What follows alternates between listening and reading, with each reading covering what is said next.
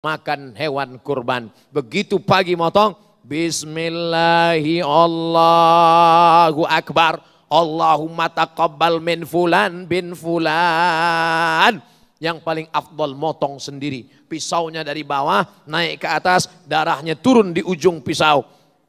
Inna dama la yaqa'u minallah bimakan qabla an yaqa' minal ardi. Sebelum darah itu menetes dari ujung pisau sampai ke tanah, berapa detik darah jatuh dari ujung pisau ke tanah? Ada yang lebih cepat daripada cepatnya tetesan darah. Turun ampunan Allah untuk orang yang motong. Bismillahi Allahu Akbar. Allahu Akbar, Allahu Akbar.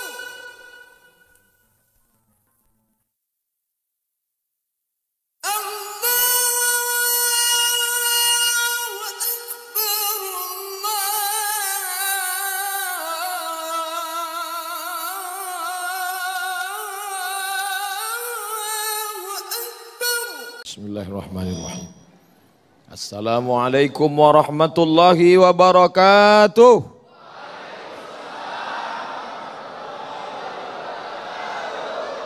Bersyukur kepada Allah dengan ucapan Alhamdulillahi Rabbil Alamin.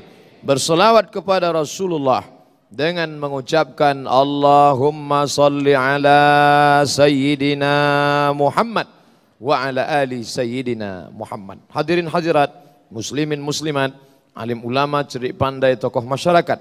Yang besar tak dihimbau gelar, yang kecil tak disebut nama. Insya Allah kita semua dimuliakan Allah Subhanahu wa taala. Amin. Ya rabbal alamin. Bercerita tentang kurban biasanya dikaitkan dengan kambing. Betul? Bercerita tentang kurban dikaitkan dengan onta. Tapi sebenarnya di balik kurban bercerita tentang anak muda. Namanya disebut dalam salat sampai 4 kali. Kalau salatnya 2 rakaat. Kama sallaita ala Ibrahim wa ala ali Ibrahim. Kama barakta ala Ibrahim wa ala ali Ibrahim. Dia adalah sosok anak muda yang luar biasa. Dulu biasanya disebut kenakalan remaja, kenakalan anak muda. Tapi beberapa hari belakangan kita mendapatkan surat pertanyaan-pertanyaan. Ustadz Somad, kami alhamdulillah sudah sholat, tapi bapak kami, ibu kami belum sholat. Ustadz Somad, saya alhamdulillah sudah sholat, tapi bapak saya masih pakai narkoba. Ternyata bukan kenakalan remaja, tapi kenakalan orang tua. Kenakalan bapak-bapak, kenakalan ibu-ibu. Dan ternyata Nabi Ibrahim menghadapi itu. Apa yang dihadapi Nabi Ibrahim? Nabi Ibrahim berhadapan dengan bapaknya. Diceritakan dalam Al-Quran. Apa kata Nabi Ibrahim kepada bapaknya? Ya idh qala Ibrahimu li abihi Azar. Wahai bapakku Azar. Atattakhidhu asnaman alihah. Mengapa engkau menyembah berhala? Mengapa engkau menyembah patung, wahai bapakku Azar? Mengapa menyembah berhala? Dan Azar itu bukan sekedar menyembah berhala, tapi dia pembuat berhala. Segala berhala-berhala yang ada, dia yang membuat. Dan Nabi Ibrahim berhadapan dengan bapak yang luar biasa. Lalu kemudian apa jawab bapaknya? Apa kata Azar? La illam tantahi, kalau kau tidak berhenti menasihati aku, kalau tidak berhenti mendakwahi aku, kalau tidak berhenti mengajak aku, la arjumannaka, aku akan lempar engkau pakai batu sampai mati. Wahjurni maliya, tinggalkan aku dalam waktu yang lama. Pergi sana. Jadi kalau ada anak-anak muda sekarang yang sudah hijrah, sudah ngaji, sudah ke masjid, berhadapan dengan bapak yang belum juga mendapat hidayah jalan Allah, maka pelajaran dari kurban Ibrahim alaihissalam mengalami itu. Apa jawab Ibrahim? Apakah Ibrahim mengatakan, hai bapak penghuni neraka? Apakah Ibrahim mengatakan, aku akan pancung kepalamu? Ibrahim dengan lembut berkata, Sa'astaghfirulaka Rabbi. Walaupun engkau kasar wahai bapak, walaupun kau katakan akan melempar aku pakai batu sampai mati, walaupun kau katakan kau akan mengusir aku sampai tempat yang jauh, Sa'astaghfirulaka Rabbi, aku tetap memintakan ampun kepada Allah supaya Allah mengampunkan dosa-dosamu. Innahu kana bi hafiyya. Allah itu dekat dengan aku dan dia mengabulkan doa-doaku. Oleh sebab itu pelajaran anak-anak muda zaman sekarang, kalau kalian sudah hijrah, baik. Kalian sudah meninggalkan pacaran, mantap. Kalian sudah istiqomah ke masjid, hebat. Tapi ketika berhadapan dengan orang tua yang belum hijrah, masih lagi belum sholat, masih lagi pakai narkoba, masih lagi minum khamar. Jangan mentang-mentang sudah ngaji, sudah punya guru, sudah dekat dengan ustadz, merasa diri penghuni sorga, pulang ke rumah, panggil ayah, panggil ibu. Papa, sini, mama, sini, duduk sebentar. Assalamualaikum warahmatullahi wabarakatuh. Bukan begitu. Pakai lidah orang lain, pakai bahasa orang lain, yang santun, yang lembut, yang baik. Mungkin hidayah sampai ke hatinya. Caranya, boleh jadi kata-kata yang dipakai kasar, menyentuh, menyinggung perasaannya. Tapi kalau kau pakai lidah orang lain, bahasanya bahasa alim ulama, bahasanya bahasa tokoh masyarakat, orang yang omongannya didengar, yang kira-kira katanya masuk ke hati orang tua kita, sampaikan pesan, paman, pakcik, ibu, bapak, bisa tak sampaikan ke ibu saya? Ustadz, bisa tak sampaikan ke ayah saya? Maka ini semua adalah dakwah. Dakwah bukan berceramah tablik akbar, ditonton oleh orang satu lapangan sepak bola. Bukan. Apa itu dakwah? Ayyahdiyallahu bika rajulan wahidan. Satu orang dapat hidayah karena mulutmu. Satu orang dapat jalan kebenaran karena kata-katamu. Khairum min humurin na'am. Lebih baik daripada engkau memiliki seekor unta yang merah. Pada zaman Nabi SAW, unta yang merah adalah kendaraan termahal, kendaraan besar, megah, mewah, hebat, super. Tapi kemudian ada yang lebih hebat daripada itu ketika engkau bisa menyampaikan hidayah Islam kepada ayah kandungmu, kepada ibumu. Ini pelajaran yang pertama dari perjalanan hidup Nabi Ibrahim alaihissalam. Hadapan dengan orang-orang yang menyembah patung-patung. Tapi Nabi Ibrahim tidak berkata lalu berkata, hai kalian penduduk kampung, kalian semuanya sesat, kalian semuanya salah. Tidak. Ibrahim yang anak muda, yang perkasa, tidak hanya fisiknya yang sehat, tidak hanya tubuhnya yang kuat, tapi otaknya juga cerdas. Ini tipe model anak muda zaman dulu yang masih bisa kita ikut relevan sampai zaman milenial, sampai anak muda zaman now. Cerdas otaknya, smart, anak muda yang hebat. Apa yang dilakukan Ibrahim alaihissalam? Nabi Ibrahim masuk ke dalam tempat ibadah, dia lihat ada patung-patung, dia hancurkan, dia pecahkan, dia hancurkan. Lalu kampak yang besar itu dia gantungkan di leher berhala patung yang paling besar. Pada waktu petang hari, maka para petani-petani orang di kampung pulang. Mereka melihat hancur berkeping. Siapa yang menghancurkan ini? Lalu mereka sudah menebak, ini pasti ulah anak muda itu yang bernama Ibrahim. Dia pasti yang melakukan ini. Tangkap Ibrahim. Mereka tangkap Ibrahim. Apa kata mereka kepada Ibrahim? A'anta fa'alta hadza bi alihatina ya Ibrahim? Engkaukah yang melakukan ini Ibrahim? Engkau yang sudah menghancurkan ini? Engkau yang sudah memporak-porandakan ini? Engkau yang sudah membinasakan berhala-berhala ini? Ibrahim dengan senyum menjawab. Apa kata Ibrahim? Bal fa'alahu kabiruhum hadza. Yang melakukan ini bukan saya, bukan aku yang memecahkan. Siapa yang melakukan? Berhala yang paling besar. Kalau kamu tidak percaya, coba lihat, kampaknya kan masih tergantung di lehernya.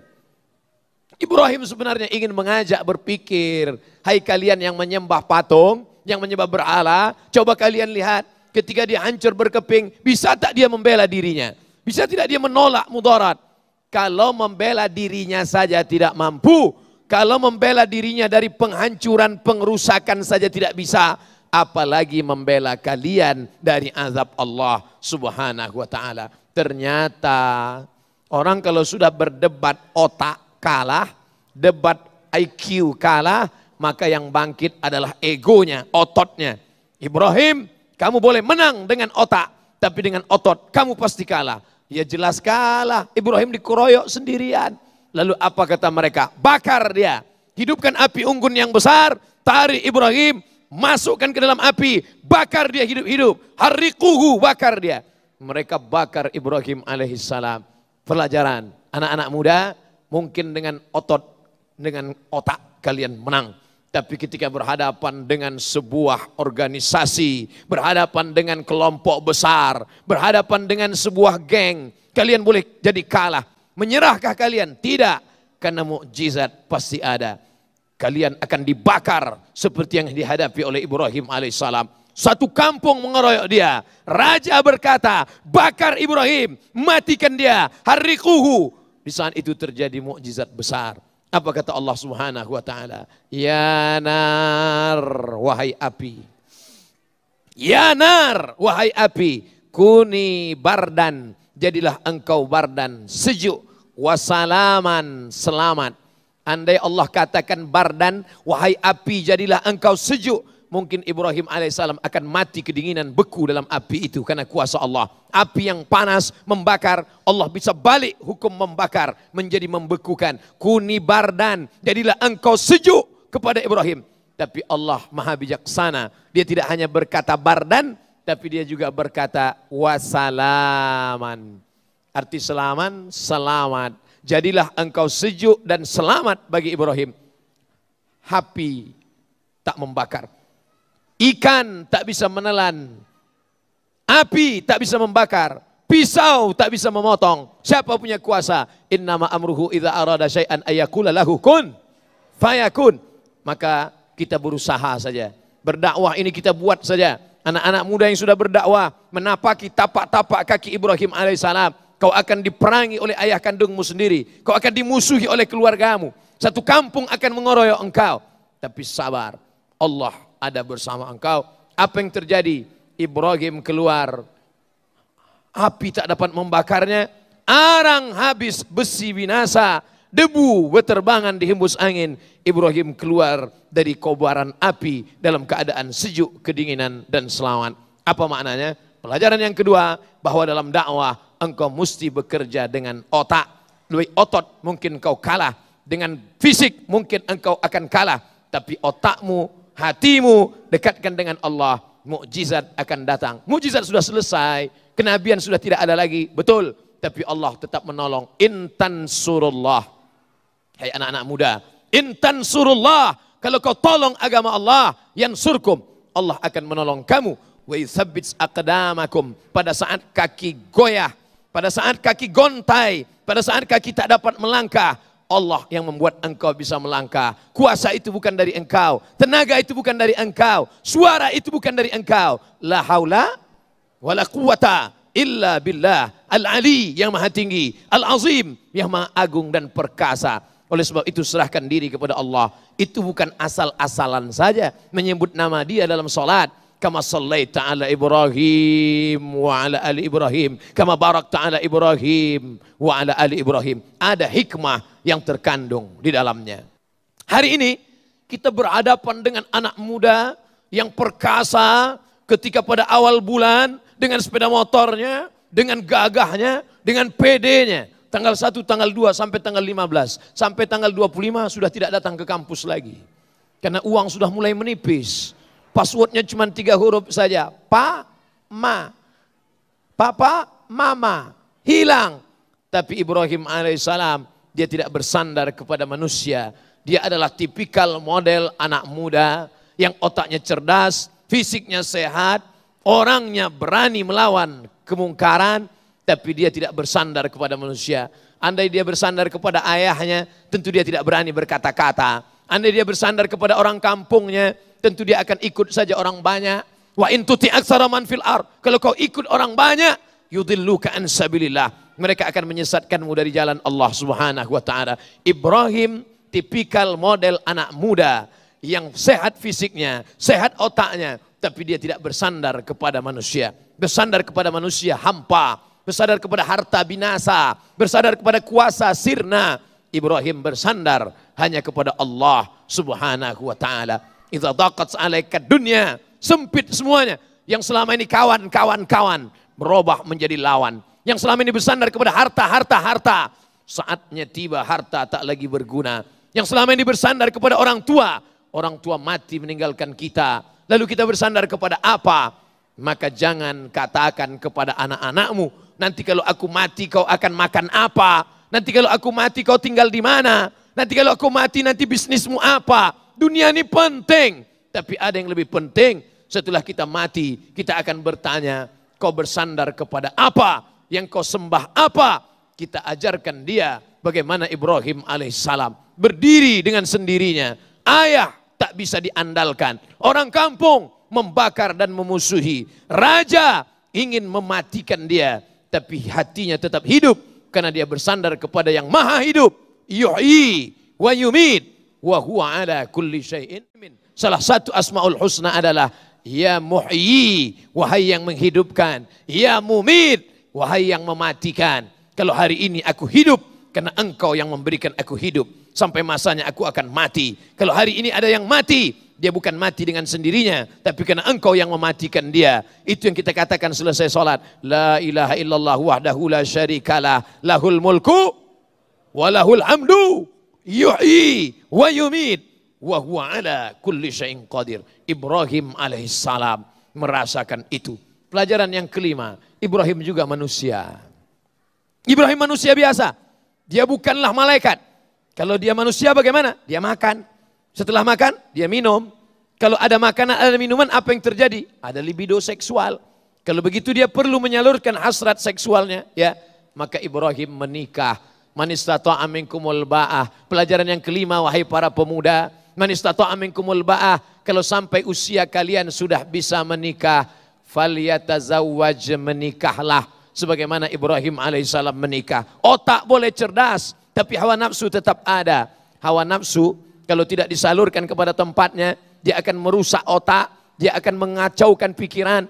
Maka Ibrahim alaihissalam diajarkan Allah subhanahu wa ta'ala kepada seluruh umat manusia. Nabi Ibrahim diakui dalam 3 agama. Agama Yahudi mengakui Ibrahim. Agama Nasrani mengakui Ibrahim. Agama Islam mengakui Ibrahim. Itulah mengapa dalam tasyahud, dalam syahadat yang kita ucapkan kama sallaita ala Ibrahim, karena 3 agama samawi menemukan titiknya pada Ibrahim alaihissalam. Tanyakan kepada orang Yahudi, tanyakan kepada Bani Israel, percaya kalian kepada Ibrahim? Ya, karena kami Israel. Ibrahim punya anak bernama Ishak, Ishak punya anak bernama Yakub, Yakub punya nama lain. Nama lain dari Yakub adalah Israel. Anak keturunan dari Yakub, Bani Israel. Yahudi mengakui Ibrahim alaihissalam.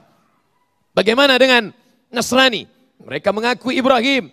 Karena Ibrahim punya anak keturunan, nasabnya sampai kepada Isa alaihissalam. Bagaimana dengan Muhammad sallallahu alaihi wasallam? Muhammad, anak Abdullah, anak Abdul Muttalib, anak Hashim, anak Abdi Manaf, anak Qusay, keturunan daripada Adnan, cucu cicit daripada Ismail, anak kandung daripada Ibrahim alaihissalam. Menyatu 3 nasab Nabi yang diagungkan. Yahudi memuliakan Musa, Yahudi memuliakan Musa, Nasrani memuliakan Isa, Muhammad sallallahu alaihi wasallam diagungkan, dimuliakan. 3 Nabi, Musa, Isa, Muhammad bertemu nasab pada Ibrahim alaihissalam. Ibrahim menikah, lahirlah seorang anak. Tapi perjuangannya panjang, luar biasa. Apa maknanya?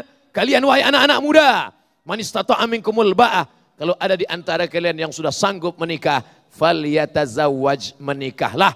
Fa innahu aghaddu lil basar, karena menikah itu menundukkan pandangan. Wa ahsanu lil farj, menjaga kemaluan. Pandanganmu akan tunduk, kemaluanmu akan terkendali. Kenapa? Karena engkau ibarat perahu yang liar, tapi pada saat itu sudah tahu kemana perahu akan bertambat.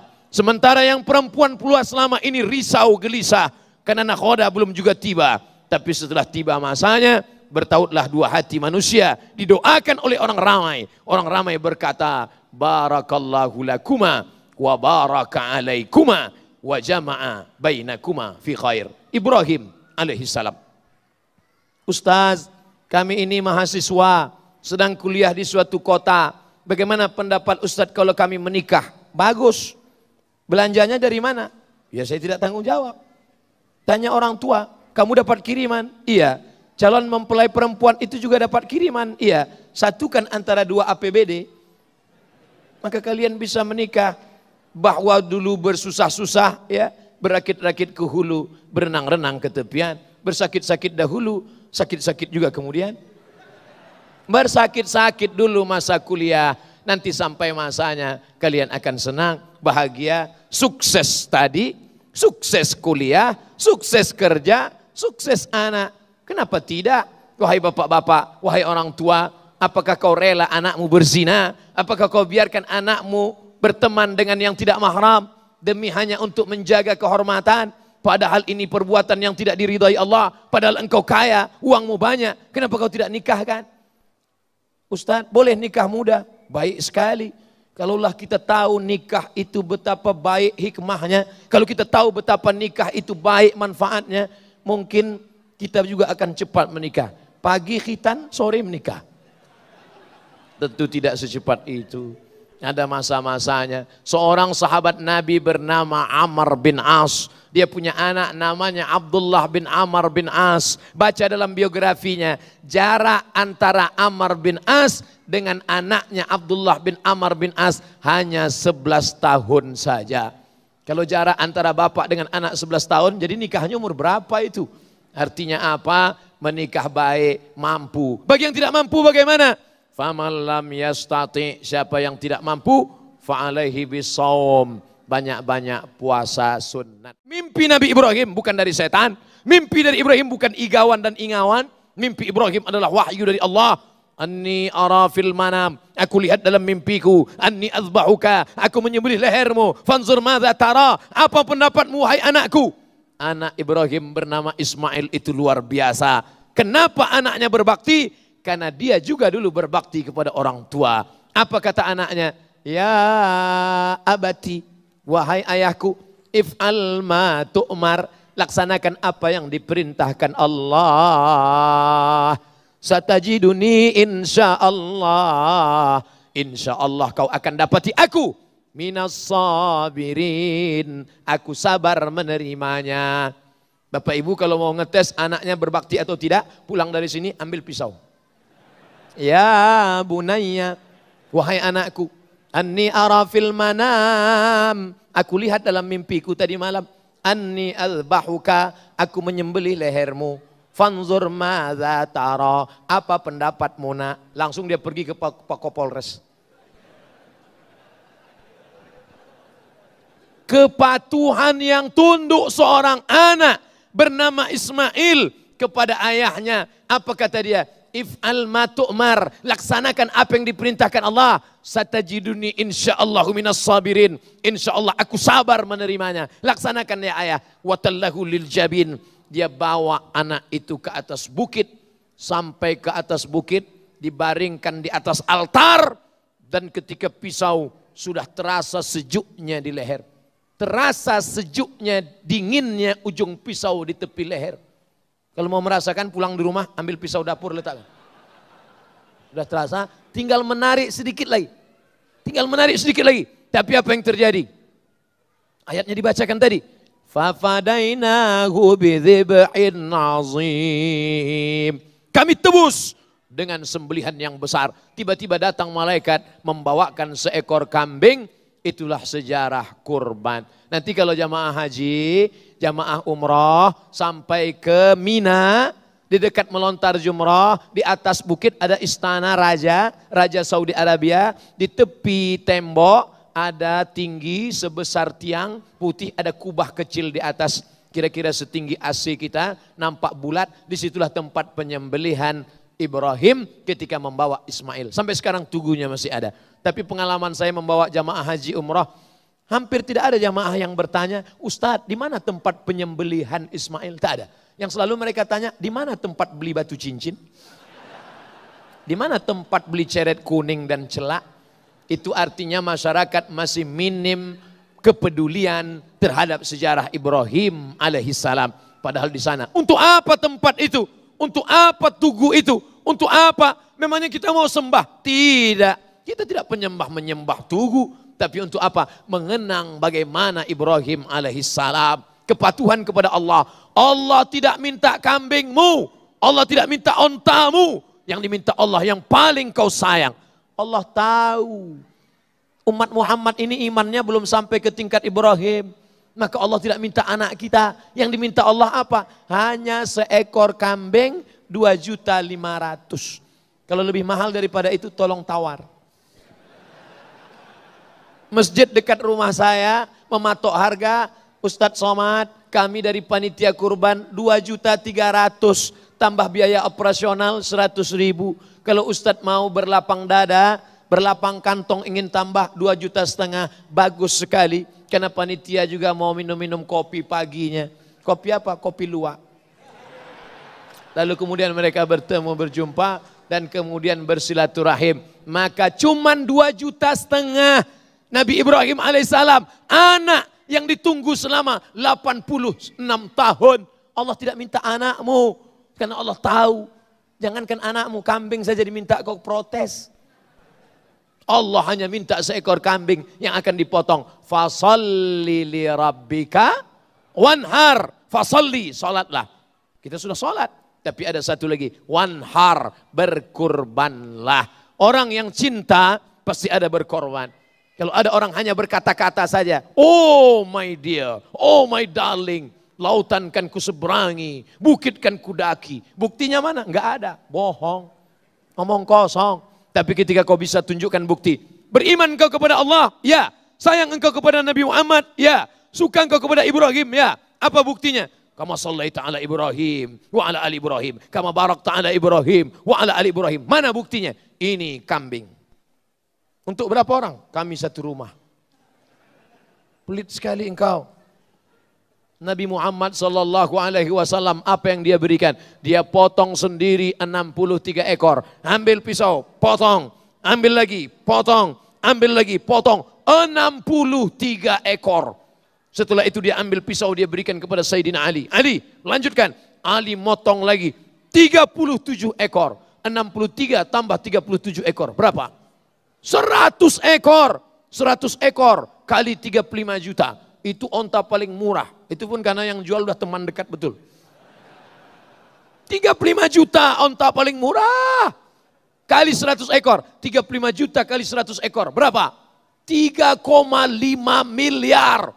3,5 miliar kalau kita belikan cendol berenang kita. 3,5 miliar kurban Nabi Muhammad sallallahu alaihi wasallam. Kira-kira kalau ada orang berkurban 3,5 miliar, orang kaya apa orang miskin? Kaya. Sekarang digambarkan Nabi Muhammad itu miskin, susah, melarat, bajunya compang-camping. Itu bukan Muhammad yang kita kenal. Muhammad yang kita kenal sallallahu alaihi wasallam, afdhalus salah alaihi azkas salam. Dia berkurban 100 ekor onta. Kalau kau mau menunjukkan kau kaya, bukan dengan rumah yang besar. Kalau kau menunjukkan kau kaya, bukan dengan baju koko yang mahal. Kalau kau menunjukkan kau kaya, bukan dengan cincin emas yang 3-4. Kalau kau menunjukkan kaya, bukan dengan mobil yang mewah. Kalau kau menunjukkan kau kaya, berkurbanlah engkau 100 ekor onta. Begitu. Allahu Akbar. Dari bunyi takbirnya saya yakin. 1 ekor kambing kecil. Lalu kemudian tanggal 10 Zulhijjah, 22 Agustus, ini tidak boleh puasa. Justru hari makan.